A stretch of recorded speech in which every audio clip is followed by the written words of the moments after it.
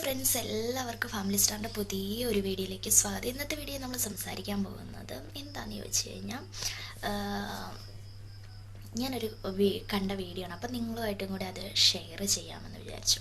സത്യം പറഞ്ഞാൽ പ്രണയത്തിന് പ്രായമാകില്ല എന്നൊക്കെയല്ലേ നമ്മൾ പൊതുവേ പറയാറ്. പക്ഷേ ഇന്നത്തെ കാലത്ത് എന്താണ്, ഇപ്പം ലവ് മാരേജ് ആണെങ്കിലും അതുപോലെ തന്നെ അറേഞ്ച്ഡ് മാരേജ് ആണെങ്കിലും എല്ലാം കല്യാണം കഴിഞ്ഞതിന് ശേഷം ഒരു അഡ്ജസ്റ്റ്മെൻറ്റ് ചെയ്ത് എങ്ങനെയെങ്കിലും ജീവിച്ച് തീർക്കണ്ടേ എന്ന രീതിയിൽ ഒരു അഡ്ജസ്റ്റ്മെൻറ്റ് ലൈഫാണ് മിക്ക ആൾക്കാരുടെയും ലൈഫിൽ. എല്ലാവരെയും അല്ല ഞാൻ പറയുന്നത്, മിക്ക ആൾക്കാരുടെ ലൈഫിൽ. അതുപോലെ തന്നെ ചിലവർക്ക് തുടർന്ന് പോകാൻ പറ്റാതെ വരുമ്പം ഡിവോഴ്സ് എന്ന ഓപ്ഷൻ തിരഞ്ഞെടുക്കുന്നു. അത് ഏറ്റവും നല്ലൊരു ഓപ്ഷൻ തന്നെയാണ്. കാരണം രണ്ടു പേർക്കും സൗഹൃദപരമായി പിരിയാനുള്ള ഒരു ഓപ്ഷനും, അതുപോലെ തന്നെ എല്ലാ സമയങ്ങളിലും സൗഹൃദപരമായി അല്ല എങ്കിലും അവർക്ക് അവരുടെ ജീവിതം തേടിപ്പോകാനുള്ള ഒരു ഓപ്ഷൻ അത് ഏറ്റവും നല്ലത് തന്നെയാണ്. സഹിച്ചും ക്ഷമിച്ചും ഒരുപാട് ജീവിക്കേണ്ട കാര്യമില്ലല്ലോ. പക്ഷെ ഞാനിതൊന്നുമല്ല പറയാൻ പോകുന്നത് കേട്ടോ. ഇന്ന് ഞാൻ പ്രണയത്തെക്കുറിച്ചാണ് പറയാൻ പോകുന്നത്. പ്രണയത്തെക്കുറിച്ചെന്ന് പറഞ്ഞു കഴിഞ്ഞാൽ, ഏറ്റവും അധികം തൻ്റെ ജീവിത പങ്കാളിനെ അത്രമേൽ സ്നേഹിക്കുന്ന ഒരു രണ്ട് വ്യക്തികളെക്കുറിച്ചാണ്, അങ്ങോട്ടും ഇങ്ങോട്ടും അത്രമേൽ സ്നേഹിക്കുന്ന രണ്ട് വ്യക്തികളെക്കുറിച്ചാണ് ഞാനിന്ന് പറയാൻ പോകുന്നത്. ഒരു ചെറിയ കഥയെന്ന് തന്നെ നമുക്ക് പറയാം അല്ലേ.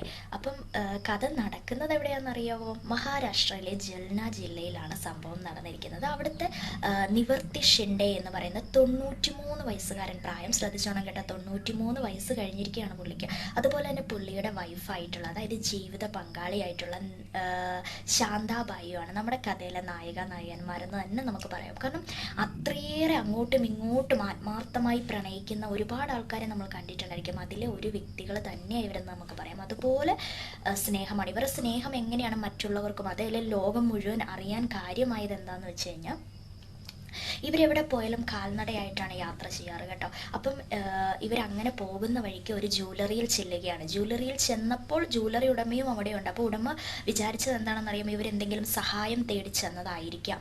പ്രായം ചെന്നവരല്ലേ, എന്തെങ്കിലും സഹായം തേടി ഓരോരുത്തർ കയറുമല്ലോ, കടയിലൊക്കെ കയറി വരുമല്ലോ, അങ്ങനെ വന്നതായിരിക്കാം എന്നാണ് പ്രതീക്ഷിച്ചത്. പക്ഷെ ഇവർ ജ്വല്ലറി സ്റ്റാഫിൻ്റെ അടുത്ത് ചെന്നിട്ട് ആവശ്യപ്പെട്ട കാര്യം കേട്ടപ്പോൾ എല്ലാവരുടെയും കണ്ണ് നനഞ്ഞു. കാരണം സന്തോഷം കൊണ്ടുള്ള കണ്ണ് നനഞ്ഞു എന്ന് തന്നെ പറയാം. കാരണം അത്രയേറെ ഇപ്പോഴും ഇവരുടെ പ്രണയം ഉള്ളിലുണ്ടല്ലോ എന്നോർത്തുകൊണ്ടുള്ള സന്തോഷമാണ് എല്ലാവർക്കും ഉണ്ടായത്.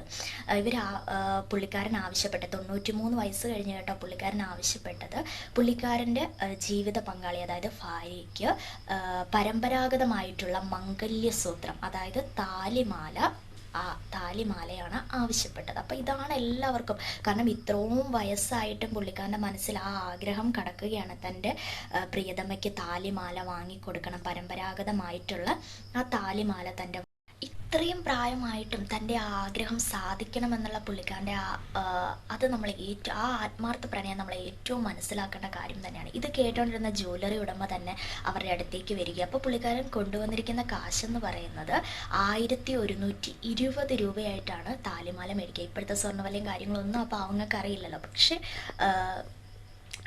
അതിൽ നിന്ന് ഒരു 20 രൂപ മാത്രം ആ ജ്വല്ലറി ഉടമ എടുത്തതിന് ശേഷം അവർ ആവശ്യപ്പെട്ട മാല അവർക്ക് നൽകുകയാണ് ചെയ്തത്. ഇത് ജ്വല്ലറി ഉടമ തന്നെയാണ് ഇത് ഇൻസ്റ്റഗ്രാമിൽ പോസ്റ്റ് ചെയ്തത്. കാരണം അവരുടെ ആത്മാർത്ഥ സ്നേഹം എല്ലാവരും കാണുക തന്നെ ചെയ്യണം എന്ന് വിചാരിച്ച് ജ്വല്ലറി ഉടമയാണ് പോസ്റ്റ് ചെയ്തത്. അതുപോലെ തന്നെ ജ്വല്ലറി ഉടമേനെയും ഒരുപാട് ആൾക്കാർ അഭിനന്ദിച്ചുകൊണ്ട് കമൻറ്റ് വരുന്നുണ്ട്.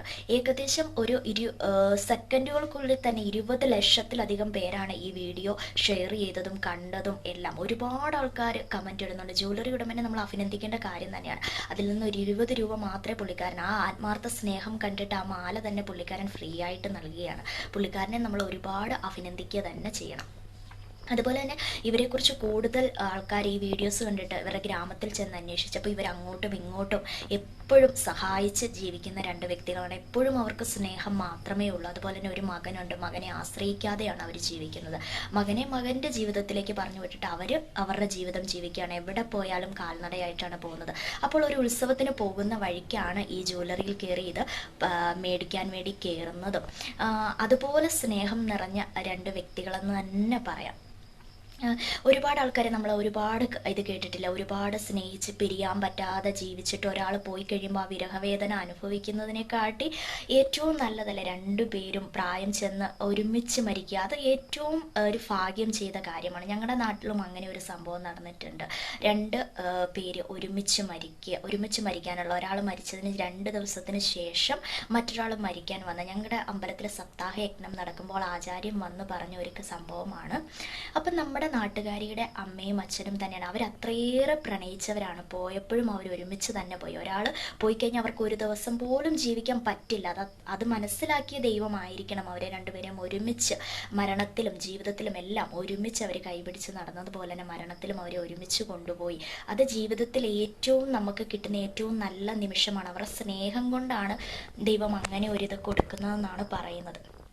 അപ്പോൾ അതുപോലെ എനിക്ക് മനസ്സിന് സന്തോഷം തോന്നിയ ഒരു വീഡിയോ ആണ്. അപ്പം നിങ്ങളുമായിട്ട് ഷെയർ ചെയ്യാമെന്ന് വിചാരിച്ചു. അപ്പോൾ ഏതായാലും നിങ്ങളും കൂടെ ആ വീഡിയോ ഒന്ന് കണ്ടു നോക്കുക കേട്ടോ.